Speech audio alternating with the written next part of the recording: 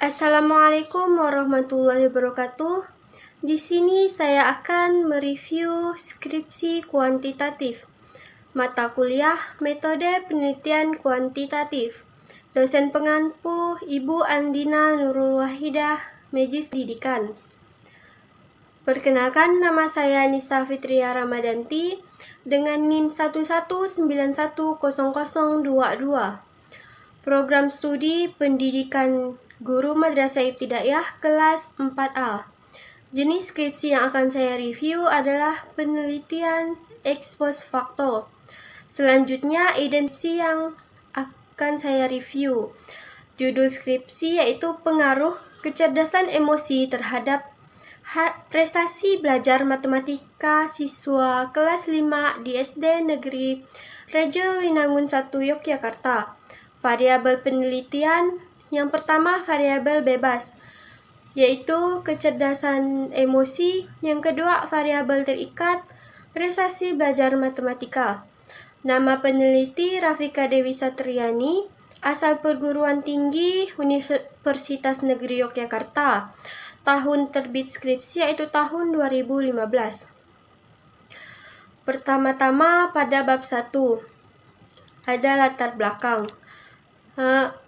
Berdasarkan latar belakang, dapat diidentifikasi beberapa permasalahan yang ditemui di SD Negeri Rejo Winangun 1 Yogyakarta. Yang pertama, siswa kurang dapat mengontrol diri dan mengelola emosinya. Yang kedua, siswa kurang dapat memotivasi diri sendiri. Yang ketiga, siswa cenderung malas dan mudah putus asa dalam memahami pelajaran matematika.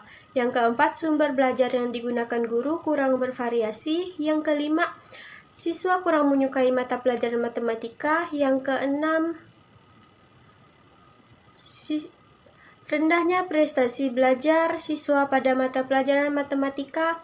Dan yang terakhir, belum diketahuinya pengaruh kecerdasan emosi terhadap prestasi belajar matematika siswa kelas 5 di SD Negeri Rejo Winangun 1 Yogyakarta.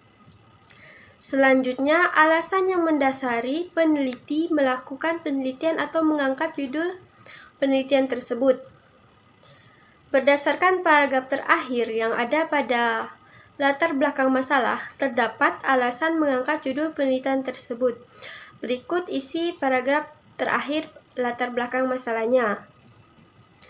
Dalam penelitian oleh Riheni Pamungkas pada tahun 2013 tentang pengaruh kecerdasan emosional terhadap hasil belajar matematika pada siswa kelas 5 SD, menunjukkan bahwa terdapat pengaruh kecerdasan emosi terhadap hasil belajar matematika sebesar 23,24%.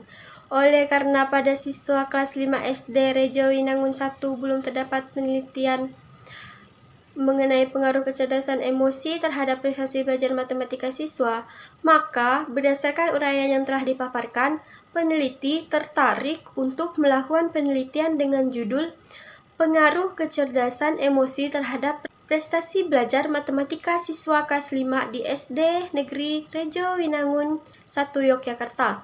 Selanjutnya, screenshot paragraf yang memuat data pra penelitian yang terdapat di latar belakang. Berikut screenshot data pra penelitiannya. Selanjutnya, rumusan tujuan penelitian. Nah, berikut rumusan masalah dan tujuan penelitian yang telah saya sediakan. Untuk komentar saya, menurut saya peneliti sudah menuliskan rumusan masalah dan tujuan penelitian yang sesuai, baik dari segi aspek jumlah dan kesesuaian kata-kata yang digunakan oleh peneliti. Rumusan masalah dan tujuan penelitian sudah sesuai dengan latar belakang yang telah peneliti paparkan, dan itu juga memudahkan bagi para pembaca untuk memahami garis besar atau inti tujuan dari adanya skripsi tersebut. Penelitian. Berikut data manfaat penelitian yang telah saya sediakan pada PPT.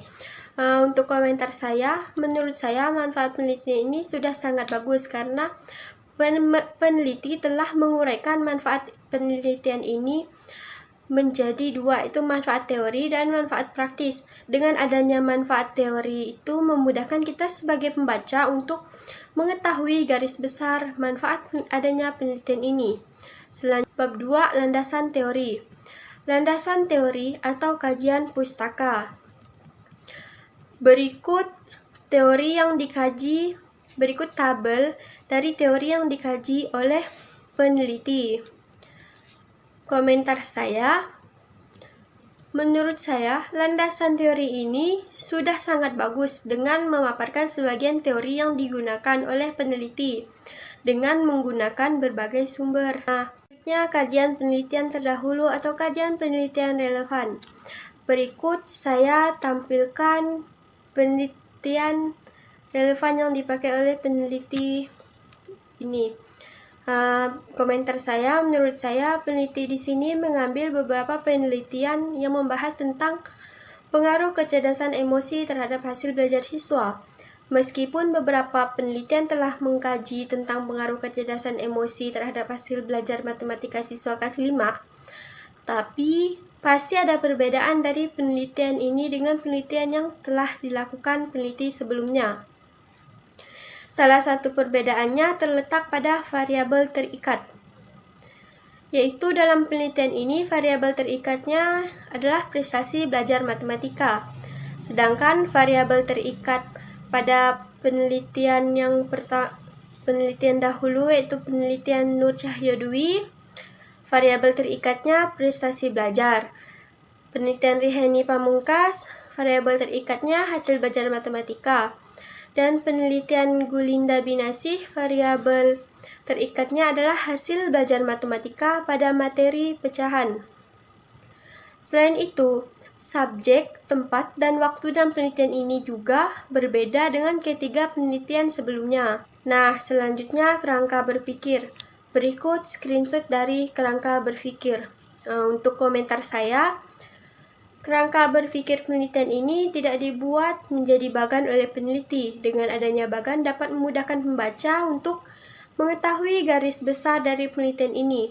Jika tidak ada bagan yang memaparkan secara singkat maksud penelitian tersebut, akan menyulitkan pembaca untuk memahami kerangka berpikirnya peneliti. Nah, saran saya, lebih baik peneliti membuat bagan yang menjelaskan tentang variabel dependen, yaitu variabel terikat dan variabel independen, variabel bebas, di mana variabel independen mempengaruhi variabel dependen, yaitu kecerdasan emosi mempengaruhi prestasi belajar matematika.